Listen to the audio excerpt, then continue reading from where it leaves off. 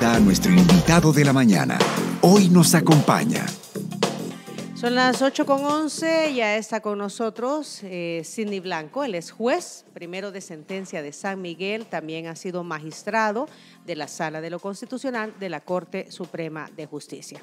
Y lo hemos invitado para conversar, entre otros temas, sobre las recién aprobadas reformas a la ley de la carrera judicial y que fueron sancionadas por el presidente de la República y ya publicadas en el Diario Oficial. Un saludo hasta San Miguel, juez Sidney Blanco, bienvenido. Hola, buenos días. Hola, buenos días, Diana y Tony, qué gusto volver a encontrarles. Lo hemos visto muy activo junto a otros jueces, ¿verdad?, de la zona oriental. Del país. Y bueno, también anoche la Corte Suprema de Justicia emitió un comunicado donde pues estaba diciendo que cuál era el proceso a seguir para los jueces que quisieran acogerse a una salida con un bono, los que querían quedar en régimen de disponibilidad, es decir... Y los que renunciaran a su cargo o dejaran voluntariamente su cargo antes de que entren en vigencia estas reformas, que de acuerdo al comunicado, juez, es a partir del día sábado. Entendería yo entonces que tienen hasta el día viernes, o sea, hasta mañana, Tony, ¿verdad? Sí. Para dejar sus cargos y entonces apegarse como a esta salida. Y solo para agregar, antes de darle la palabra, decreto que para muchos es inconstitucional y también a las que se les están algunos señalando de que se puede declarar la inaplicabilidad de esta ley. Que tuvo falla de origen, ¿verdad? Que sí. Desde su origen no es válido, es inconstitucional. A ver, juez, ¿qué puede decir al respecto? Bueno, primero comentar que efectivamente tiene una falla de origen, como ha dicho Diana, porque de acuerdo a la Constitución, el artículo 133 establece quiénes tienen iniciativa de ley y dice, en efecto, en primer lugar los diputados, luego el presidente a través de sus ministros y luego, en tercer lugar, la Corte Suprema de Justicia en temas relacionados al órgano judicial, a la competencia y atribuciones de los jueces. De manera que no se puede aprobar, ni reformar, ni derogar una ley en esta materia relacionada al órgano judicial, sino es a iniciativa de la Corte Suprema de Justicia. Y en este caso, la iniciativa la cursó un grupo de diputados de Nuevas Ideas que introdujo al Pleno una pieza de correspondencia y fue aprobado el decreto en cuestión de menos de media hora. De manera que hay una falla de origen. Fue aprobado a iniciativa de quien no tenía facultades para hacerlo. Por otro lado, las violaciones continuaron cuando se introduce la pieza de correspondencia con dispensa de trámite. El proceso normal para aprobar una ley es que ingresa a la recepción de la Asamblea Legislativa, luego se traslada a la comisión respectiva, dependiendo de la materia de que se trate, ahí se delibera, se discute y se emite un dictamen. Y luego ese dictamen sube al Pleno de la Asamblea Legislativa. Este es el camino normal de una ley. Sin embargo, el reglamento interior de la Asamblea contempla también una vía corta, que es la dispensa de trámite. Esto significa que no requiere de deliberación por parte de la comisión, sino que ingresa directamente al Pleno. Pero para utilizar esta herramienta de dispensa de trámite es necesario que justifiquen la urgencia de aprobar la ley. También sobre esto hay bastante jurisprudencia constitucional en el sentido de que no se puede aprobar una ley con dispensa de trámite si no está justificada la urgencia. Ya muchas leyes fueron declaradas inconstitucionales precisamente por haber utilizado este mecanismo de manera incorrecta, de manera inadecuada. Distintos gobiernos, Arena, FMLN y ahora Nuevas Ideas, acuden a este mecanismo en donde consideran que contar con votos es suficiente para aprobar una ley. Y también se ha explicado ampliamente que la democracia no reside en tener una aritmética favorable, sino en escuchar las opiniones de todos, de minorías relevantes representadas en la Asamblea Legislativa, y esto es el verdadero debate que promueve la Constitución. Entonces hay como dos vicios de forma, llamamos los abogados, cuando la Asamblea Legislativa aprueba una ley sin cumplir las formas. Pero no solo eso, sino también este decreto tiene abundantes vicios de forma o de fondo o de contenido. En primer lugar, es un decreto que viola la Convención Interamericana de Derechos Humanos para Personas Adultas Mayores. Esta convención, que ha sido ratificada por El Salvador y que debe tener primacía sobre la ley interna, establece que no se pueden implementar leyes o actos que vayan en detrimento de las personas adultas mayores. Y este decreto justamente constituye una embestida a este sector de adultos mayores, porque constituye una verdadera discriminación, constituye una violación al derecho a la igualdad, a la dignidad, a la seguridad jurídica, a la seguridad social, a la estabilidad en el cargo, porque el cargo de la judicatura forma parte de la carrera judicial, contemplado también en la Constitución. Este cargo de la judicatura, de acuerdo a la misma Constitución, debe de gozar de estabilidad en el cargo y solo puede ser removido, establece la Constitución, por causas legales y con procedimiento previo. Esto es bien importante, esto de la estabilidad, porque la estabilidad en el cargo está relacionado con la independencia. Y la evolución que se ha tenido es que antes, por ejemplo, los jueces eran nombrados para periodos determinados, 2 años, y luego se sometían a una ratificación por parte de, hace muchos años, por parte de la Asamblea Legislativa. Pero estos son métodos retrógrados, obsoletos, de regular el funcionamiento del órgano judicial, porque la estabilidad en el cargo genera independencia. Un juez que está expuesto a que su mandato sea renovado frecuentemente puede verse afectado en su independencia en la toma de decisiones. Y por eso es que la estabilidad en el cargo es un presupuesto para la independencia. No puedes nombrar a un juez, dada la responsabilidad que tiene durante un periodo, y estar constantemente amenazándolo con que si no resuelve en determinado sentido, pues no será renovado en su cargo.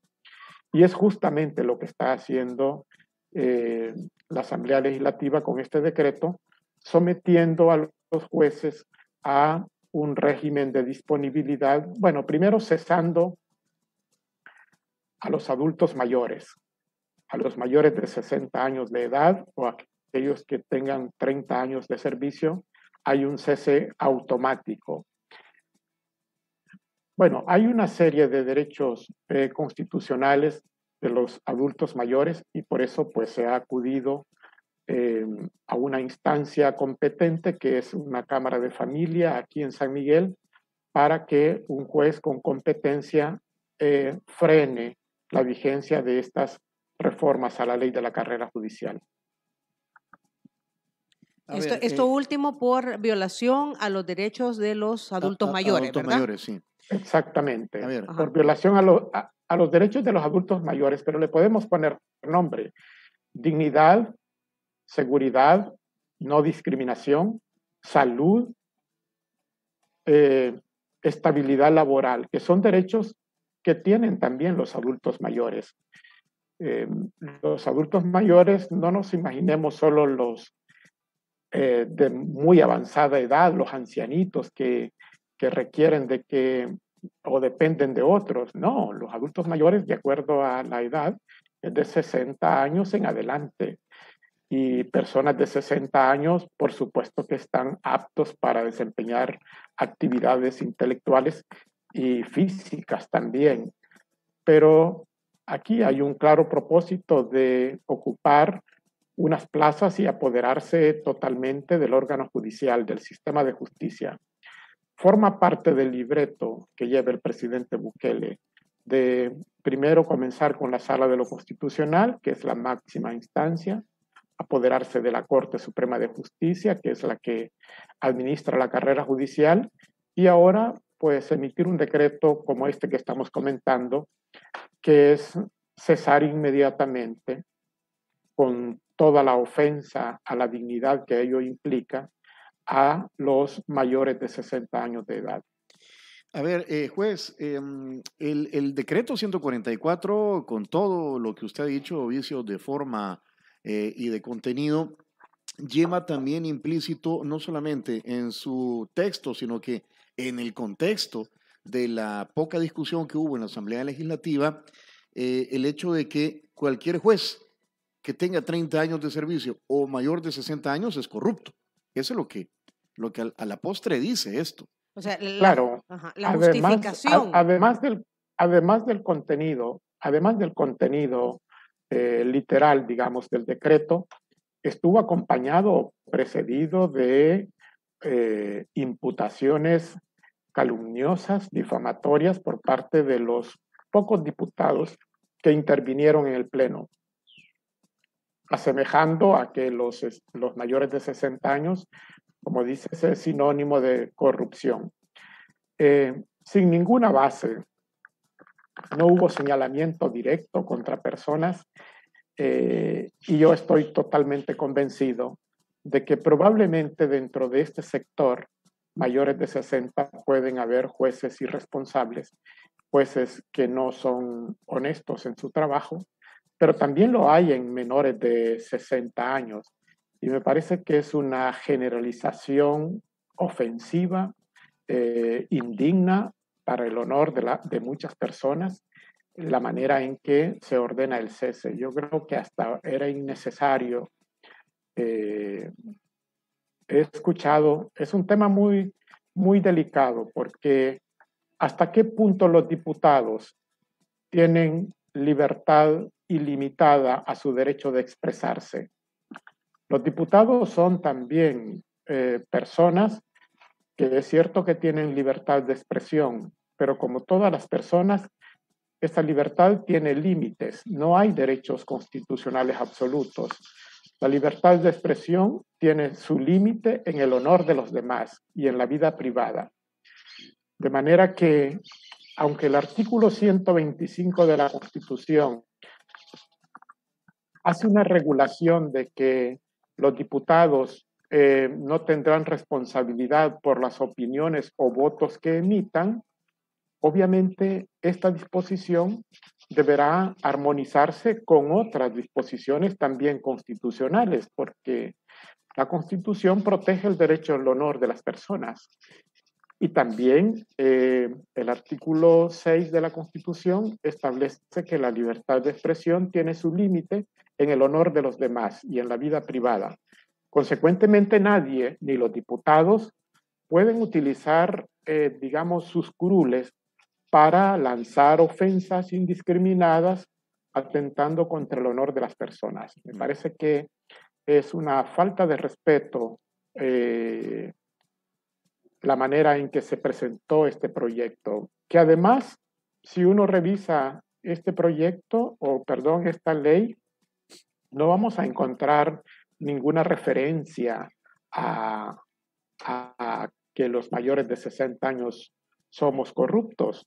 No hay ninguna referencia, pero claro, para calentar, digamos, la opinión pública, tuvieron que incluir que estaban depurando el sistema judicial de jueces y magistrados corruptos. A ver. Sí. Juez, perdón que lo interrumpa y para ir avanzando, son las 8:25. Hay quienes dicen, el Departamento de Estado de los Estados Unidos, en un informe anual que presenta, pues ha dicho desde hace muchos años que nuestro sistema judicial es corrupto. que hay irregularidades. Usted estuvo en la Corte Suprema de Justicia en la Sala de lo Constitucional y he escuchado opiniones que dicen, ya ven, por no haber depurado en su momento el sistema judicial, ahora está pasando esto. Ya ven, porque los jueces, la judicatura no se manifestó en su momento después de las acciones del 1 de mayo o del 9F. Ya ven, porque los partidos políticos no hicieron lo que tenían que hacer desde la Asamblea en su momento. Ahora están pasando estas cosas. No tuvo que haberse actuado antes para eliminar la corrupción que puede estar enquistada en el sistema judicial y que ahora con un argumento que puede ser incorrecto de forma o contenido, de alguna manera se está queriendo, al menos en el discurso, justificar. ¿Por qué no se actuó antes? Usted que fue magistrado, juez. Sí, muchas gracias por la pregunta y eso me permite explicar algunas cosas. Yo lo que veo es que la Asamblea Legislativa está tomando acciones sobre la base del desconocimiento de realidades. Ya que mencionas tú mi paso por la Corte Suprema de Justicia, quiero decirles que mientras estuvimos en la Sala de lo Constitucional y en la Corte Suprema de Justicia, removimos más de 40 jueces, sancionamos cerca de 150 jueces, que constituyen números importantes de aplicación del régimen disciplinario. Consecuentemente, sí actuamos durante ese periodo, sí depuramos jueces.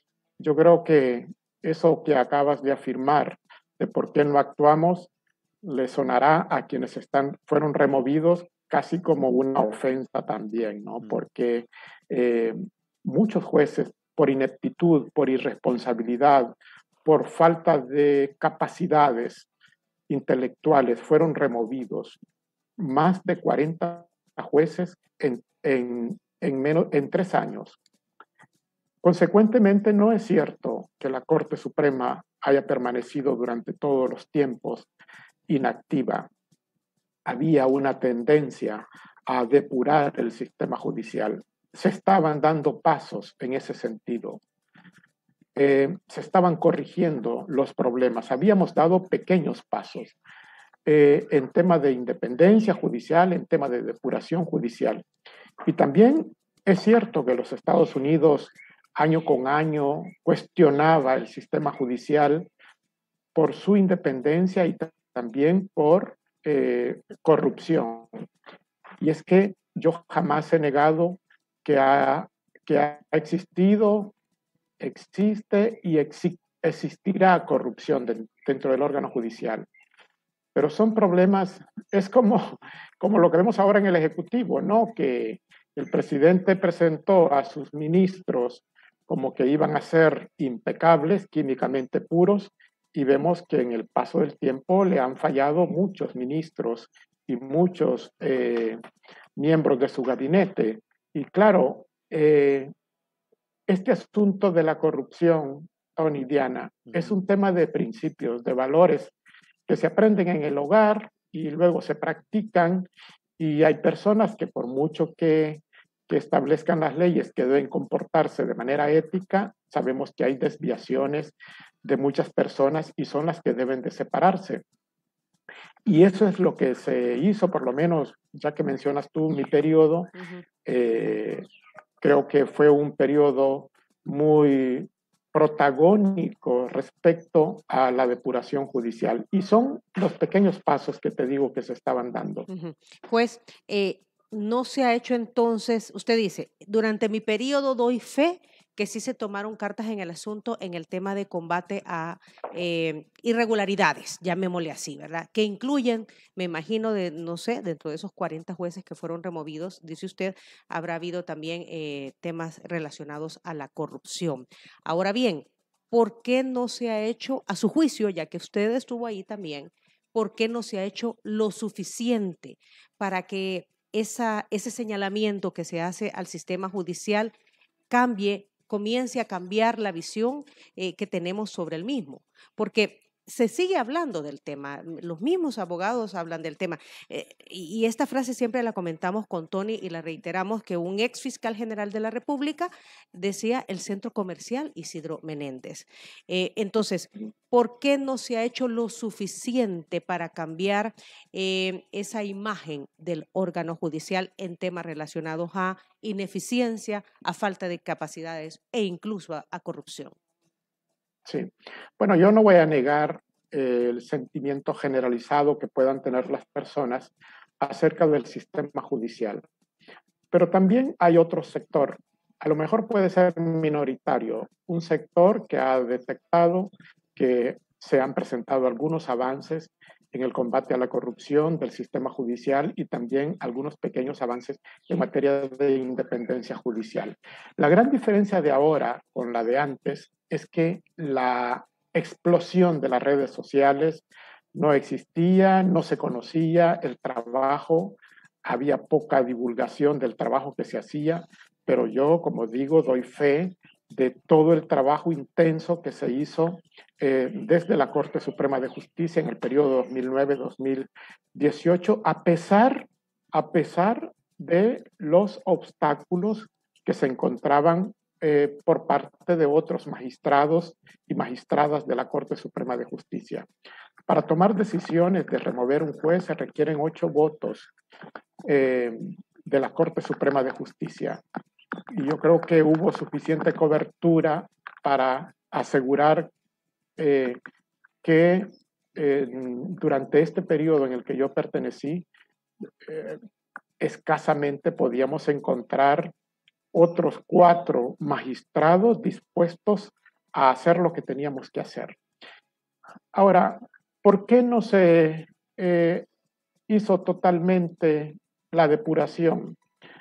Mira, además, para remover a un juez tiene, como dice la Constitución, tiene que respetarse los derechos. El debido proceso. Esto significa el debido proceso. El derecho que tiene toda persona a que cuando se le afecta un derecho debe ser oído y vencido en un juicio. Y la Corte Suprema de Justicia tiene facultades para ello. A mí me extraña de que en lugar de instruir a los magistrados de la Corte Suprema de Justicia para iniciar procesos de depuraciones contra aquellos jueces, acuden por una vía ilegítima, que es a través de decreto. O sea, combatir la corrupción a través de decreto es el hazme reír en cualquier sector. No es esa la vía para combatir una corrupción. Probablemente dentro de los que estás separando hay personas honorables, preparadas, con experiencia, con dignidad, con honor. Y probablemente también dentro de los que quedan hay personas con iguales características. El sistema judicial, Tony y Diana, es sumamente complejo. No solo por la cabeza, que son los jueces y magistrados, sino también todo el personal que gira en torno a las actividades jurisdiccionales. Por ejemplo, un juez puede ser responsable, académicamente bien preparado, honesto, pero puede tener un secretario o un notificador que vende las sentencias, que altera documentos, un notificador que cobra por ir a notificar, un secretario que empapela las cosas para retrasar los asuntos. Lo que te quiero decir es que es sumamente complejo el manejo de los recursos humanos en unas instituciones y en un sistema de esta complejidad. Esto no se resuelve ni por decreto, ni por decisiones violatorias a derechos. No podemos intentar corregir una situación a base de decretos. Este es pero absurdo de grandes proporciones. Ok, sí. Usted dice, la problemática es cierto, está ahí, pero no es esa la vía legal para hacerlo. Ahora bien, sí, con lo que usted acaba de decir también, juez, me recuerdo que y usted decía, necesitamos 8 votos de corte plena, de 15 magistrados para hacer los cambios necesarios. Y yo me recuerdo que siempre hubo magistrados que decían, es que siempre atrasan esos puntos de agenda, el tema de la investigación judicial, el tema de la investigación profesional, el tema de los casos de probidad, magistrado. Y muchos de los señalamientos también que hacen desde el Ejecutivo es que hay magistrados que responden a intereses de poderes económicos, ¿verdad? O de quienes no quieren cambiar las cosas porque quieren que el sistema se mantenga así, porque así es como sacan beneficio. O sea, a través de lo que nos acaba de decir, magistrado, entonces eso se confirma.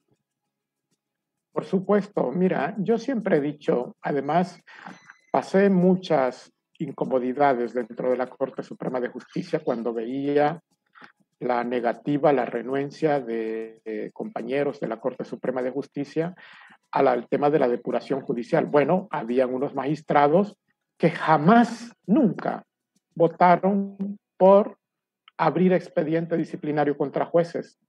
Y a eso teníamos que enfrentarnos.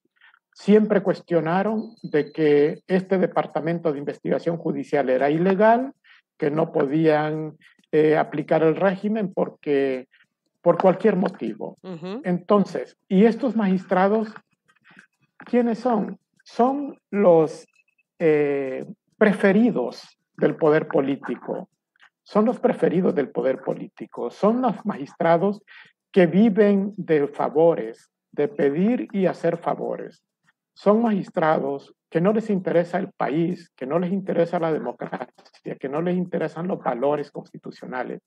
Son magistrados parásitos de un sistema que quieren vivir de él y que por lo tanto todo esto de independencia, de imparcialidad, de respeto a derechos, les suena en una lengua que no, en una lengua que no practican. Y esos son los tipos de magistrados favoritos del poder político. Siempre lo ha sido así, siempre lo ha sido así. Prefieren tener un fiscal que se ocupe de pequeños delitos de bagatela y no un fiscal que enfrente, como tiene que ser, desde las más altas esferas, la corrupción. Prefieren magistrados que se encarguen de hacerle favores al poder político a través de plazas, aprobación de sentencias, de atacarme a este adversario, de protegerme a este correligionario. O de no investigar. O de no investigar. Mira, yo creo que la actuación de la Corte Suprema de Justicia 2009-2018 hizo pequeños avances para enfrentarse primero a la gente de la propia casa. Pequeños avances enfrentándose a los colegas, persuadiéndolos de que combatiéramos la corrupción, que depuráramos el sistema judicial. Pero no puedes, es como hablarle a un sordo o a alguien que no tiene interés, que tienen otras prioridades. Y esto es lo que ahora lo vemos potenciado como nunca antes. Tener al frente de estas instituciones funcionarios que responden abierta y descaradamente a las directrices emanadas del poder político. Es que lo que se avecina es muy diferente a lo que hemos vivido. Lo que hemos vivido hasta ahora, ojalá me equivoque, es nada. Son momentos que hasta los vamos a extrañar, porque a partir de la llegada del presidente Bukele hay una concentración del poder y hay una directrices en todos los ámbitos. Es curioso cómo los funcionarios ahora se dedican a estar pendiente hasta de qué juez va a poner en determinado lugar. Yo no sé en qué momento un funcionario tan importante como un presidente de la República se dedica a resolver problemas del país, la pobreza, la salud, la educación, la seguridad, el empleo, que son los grandes problemas. Pero no sé de dónde saca tiempo para estar discutiendo con un manifestante, respondiéndole a un tuit yo no sé, y descuidando la esencia de sus funciones que le manda la Constitución. Es increíble cómo nos hemos caído en este deterioro dialéctico del gobierno con la sociedad.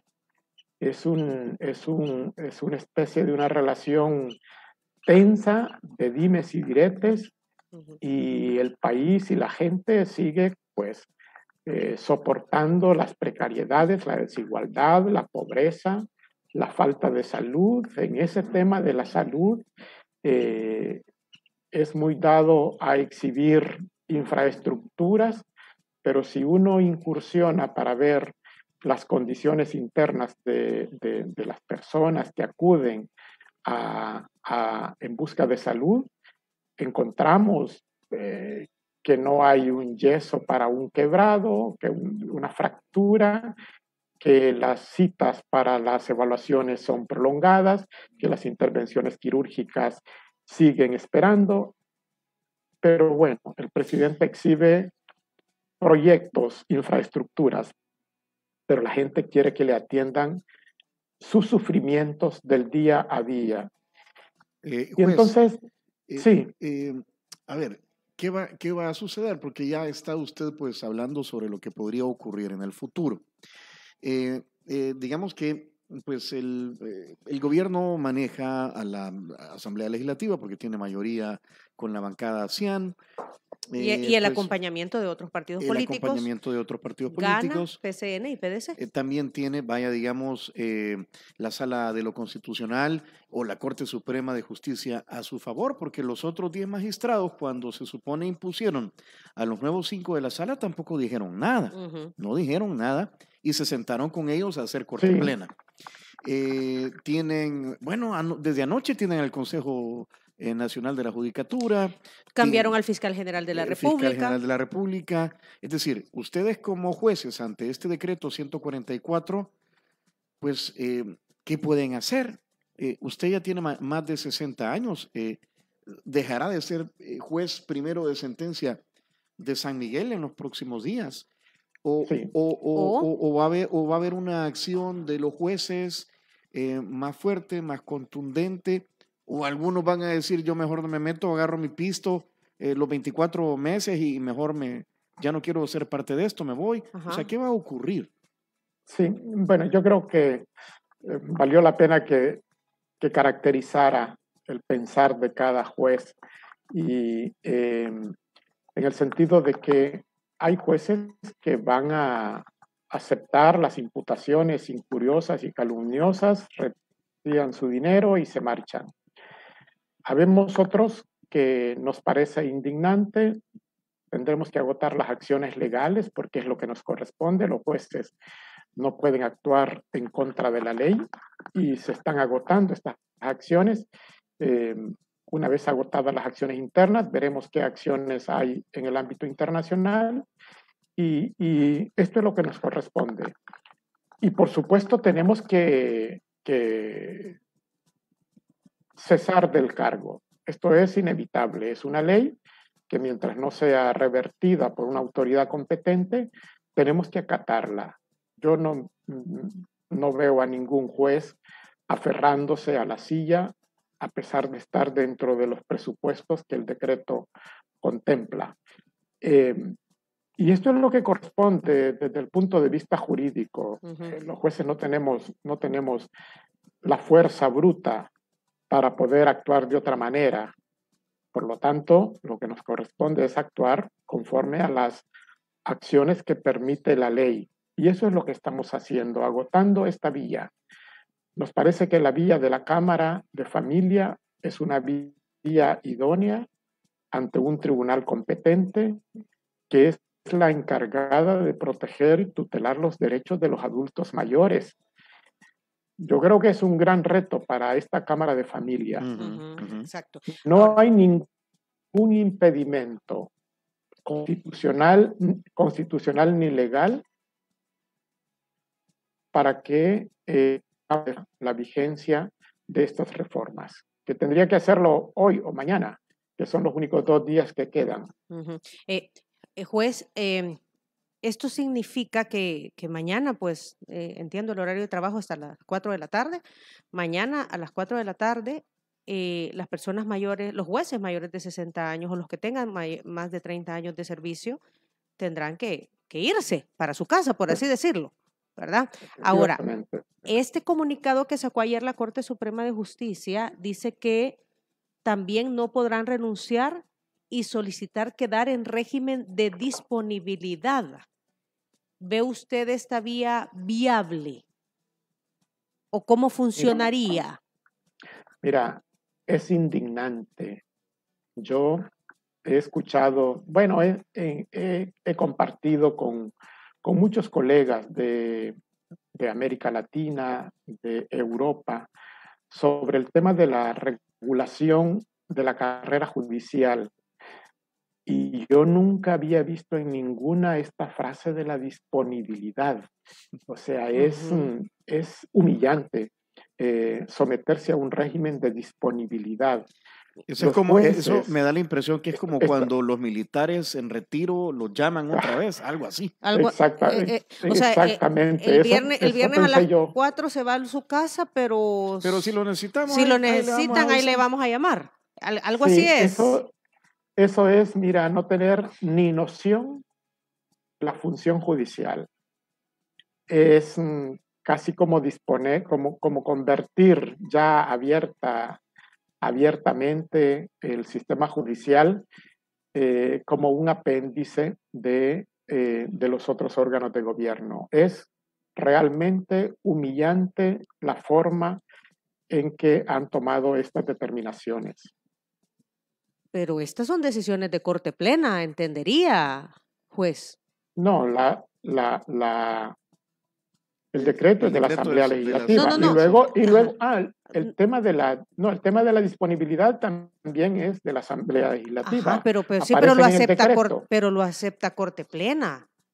Sí, mira, a mí de verdad me da realmente vergüenza que muchos magistrados de la Corte Suprema de Justicia, concretamente 7 magistrados, son jueces de carrera y están soportando tal humillación porque ellos saben, mira, yo los conozco a cada uno de ellos, sé de sus preparaciones académicas, sé que en muchas ocasiones hemos discutido, reflexionado sobre la importancia de la independencia del Poder Judicial. Hemos hablado sobre la necesidad de custodiar, de defender, de frenar los ataques a la independencia judicial. Hemos compartido muchas reflexiones y ahora lo veo en una situación de humillación que realmente me da pena, me da vergüenza verles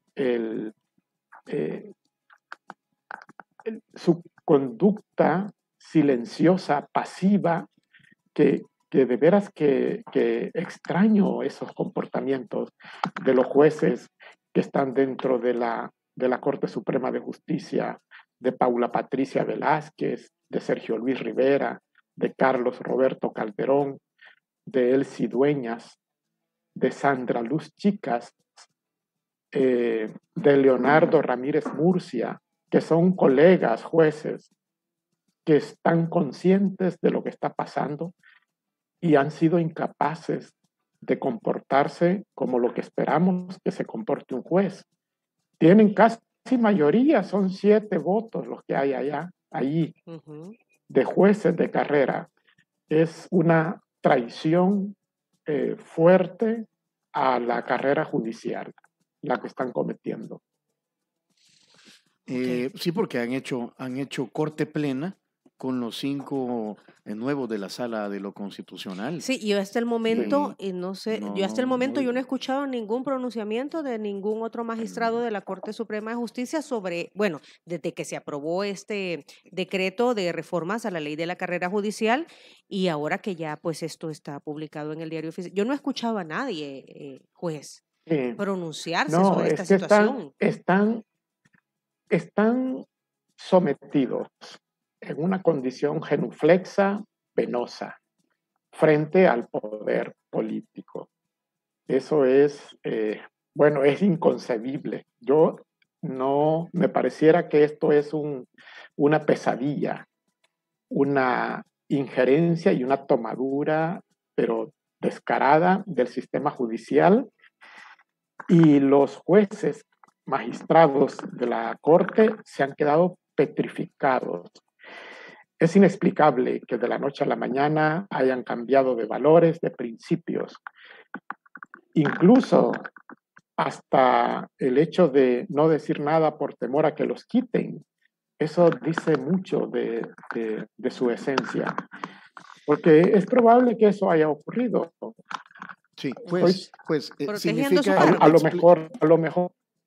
Sí. Explíqueme algo. ¿Significa entonces que si el juez de familia admite la demanda que ustedes, y si me equivoco en un término me corrige porque no somos abogados, si el juez de familia admite la demanda que ustedes pusieron, tendría que suspender el acto reclamado, emitir una sentencia y pasar esto a una siguiente instancia en las próximas 48 horas? Así tendría que ser como para que se decrete la inaplicabilidad a través de un juzgado de familia del decreto 144. Lo que se ha solicitado son unas medidas cautelares que consisten en que se ordene la suspensión de la vigencia.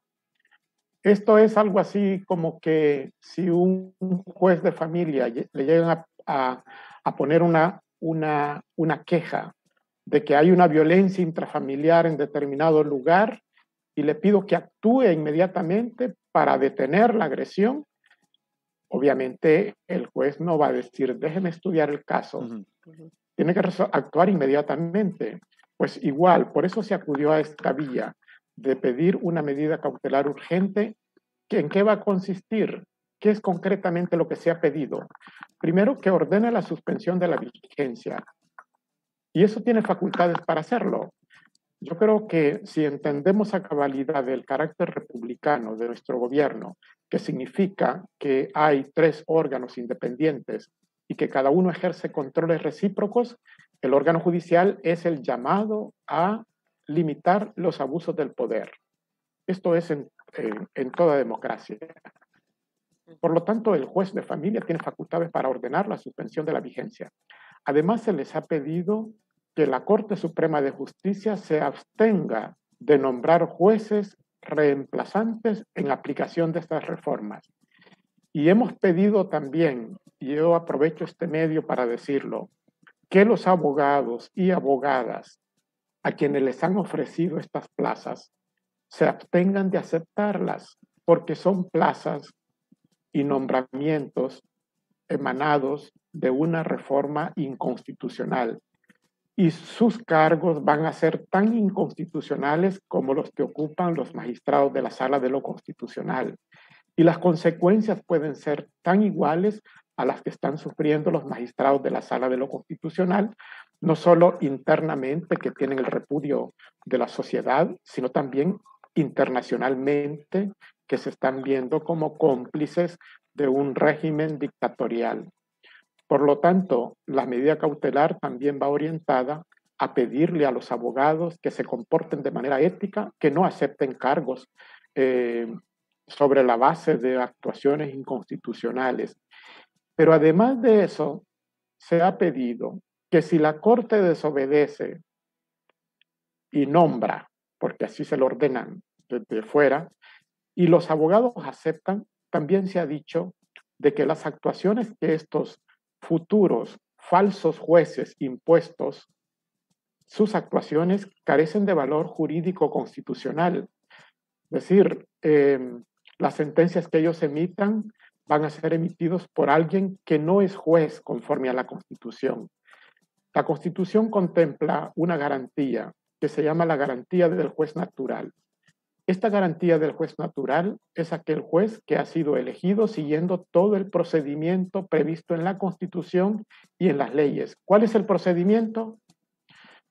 Tiene que pasar por la preparación en el Consejo Nacional de la Judicatura, capacitación, entrevistas, evaluaciones y finalmente sacar o proponer una terna a la Corte Suprema de Justicia. ¿Para qué?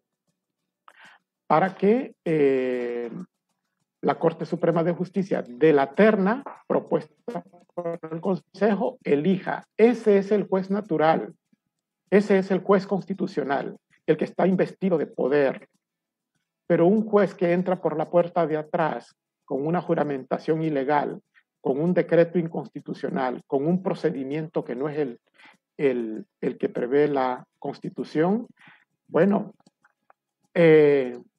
podrán correr el riesgo estos jueces de ser incorporados en la lista Engel de las consecuencias y sanciones internacionales que puedan imponer, y yo creo que es un asunto muy delicado, no solo para ellos en su carácter personal, sino para aquellas personas que obtuvieron una sentencia condenatoria, absolutoria, favorable o desfavorable, un juicio de familia, de lo civil, mercantil, penal, que van a contar con una sentencia emanada de una persona que es falso juez. Okay, sí. No sé si queda claro la dimensión del caos. Que no tiene las credenciales porque no ha seguido el proceso natural de elección de un juez, es lo que usted nos dice. Juez pirata, vaya, para que lo entendamos. Un juez pirata para que lo entendamos todos. Juez chafa. Juez chafa. Que no es el original. Para que lo entendamos todos. Okay. Incluso dice usted sí. A la Corte Suprema. Bueno, yo había dicho falso juez, pero ustedes han puesto los términos coloquiales. Como populares, vaya. Ajá. Sí, y entonces dice, le pide a la Corte Suprema de Justicia que se abstenga de nombrar jueces y a estos abogados que se abstengan de aceptar las plazas porque incluso los podrían meter en la lista Engel. Vaya, pero y esto tiene que el juez de familia, primero quisiera saber qué juez de familia o jueza es. Y es una cámara de familia. Es una cámara de familia. En Es una San cámara Miguel. de familia. O sea, son tres jueces. En San Miguel. Y son dos magistrados. Dos magistrados. Dos magistrados y, ¿cómo se llama? Fue ante la Cámara porque las autoridades demandadas es la Asamblea Legislativa, el Presidente de la República y la Corte Suprema de Justicia. Vaya, entonces tendrían que emitir la medida cautelar antes del Tiene que ser mañana. Mañana. Ajá. Hoy o mañana. Tiene que ser hoy o mañana. Ajá. Porque esto entra en vigencia a partir del sábado. O sea, el viernes a la medianoche, juez, ¿verdad? Sí. Sí, efectivamente. Y luego después no se está pidiendo que inaplique las reformas, porque la inaplicabilidad solo cabe cuando entra en vigencia una ley, cuando hay una ley ya vigente con todas las formalidades. Pero aquí estamos frente a una ley publicada pero no vigente. Entonces se está solicitando que se ordene la suspensión de la vigencia. Ok. Quiero leer unos comentarios, juez, porque pues sí, habrán situaciones o posiciones a favor, pero también habrán otros que dicen estamos cansados de lo mismo. Quiero leérselos. Ok, dice José Álvaro, este señor representa a los intereses de la izquierda. Excelente catedrático, dice Gino Ortiz. Y juez, es una pena que toda esa experiencia se quiera sacar de tajo del sistema judicial. José Álvaro dice, tienen que darle espacio a los jóvenes, los fiscales y jueces dinosaurios ya no más. Es la corrupción de Capres que ha sido llevada al sistema judicial, dice Miriam Méndez. En los 30 años de los gobiernos, esa corrupción ha estado, dice, en los 30 años de gobiernos del FMLN y Arena. A ver, por ahí van los jueces y abogados no han velado, dice Otto Hernández, por los derechos de la población. Muy pocos han defendido el derecho de la clase trabajadora. Hoy ellos necesitan de la clase obrera y trabajadora para que defiendan sus derechos.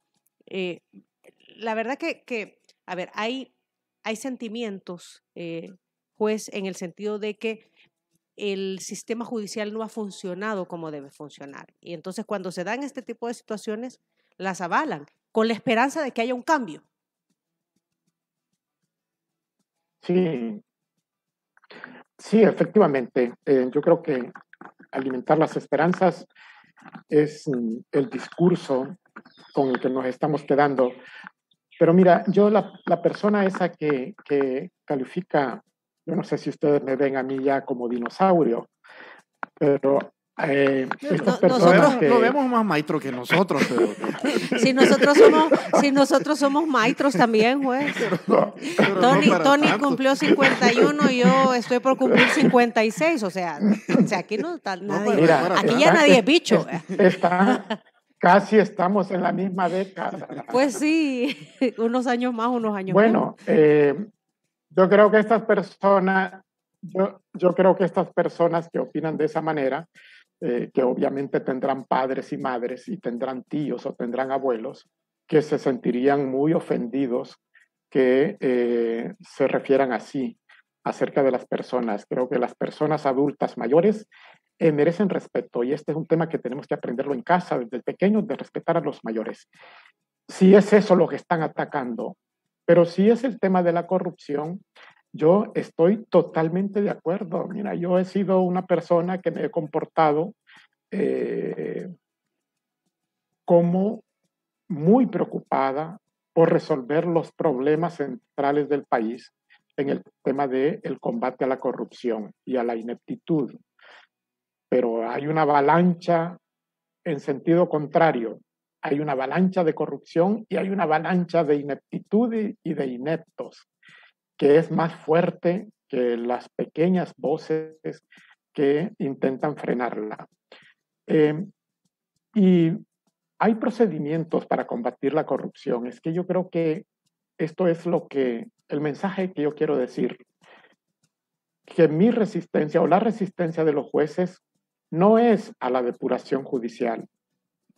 La resistencia de los jueces es al método utilizado por la Asamblea Legislativa, que de manera indiscriminada a los adultos mayores los echa a la calle de la noche a la mañana. Es que mira, yo creo que cualquier persona en sus 5 sentidos planifica un futuro a corto, mediano o largo plazo.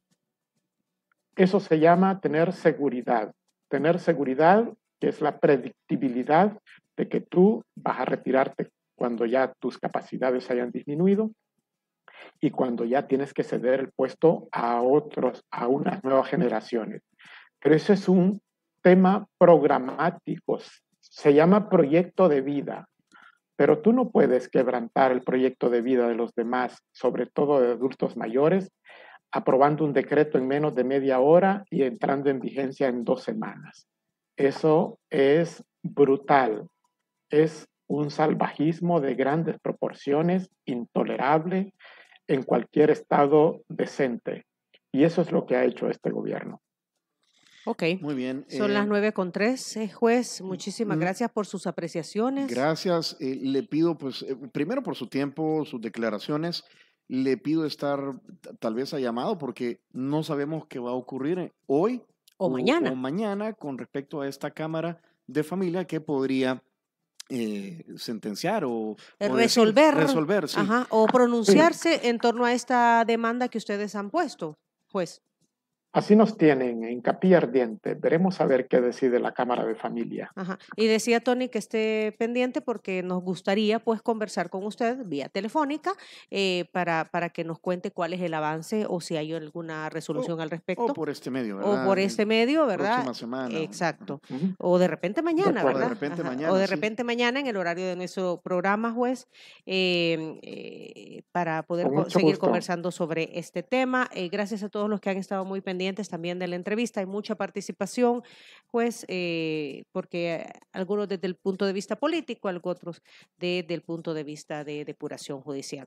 Gracias, juez Sidney Blanco.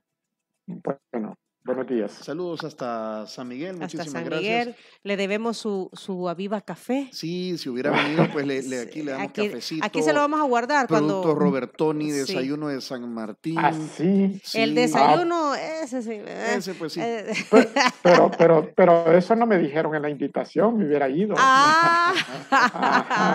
Hubiera venido. Bueno, sí, claro. No, de verdad, cuando esté por San Salvador nos contacta, ¿verdad? Y se da una pasadita por acá. Un abrazo. Bueno, muchas gracias. Cuídese. Un abrazo. Adiós, Tony, Diana. A la orden. Cuídese.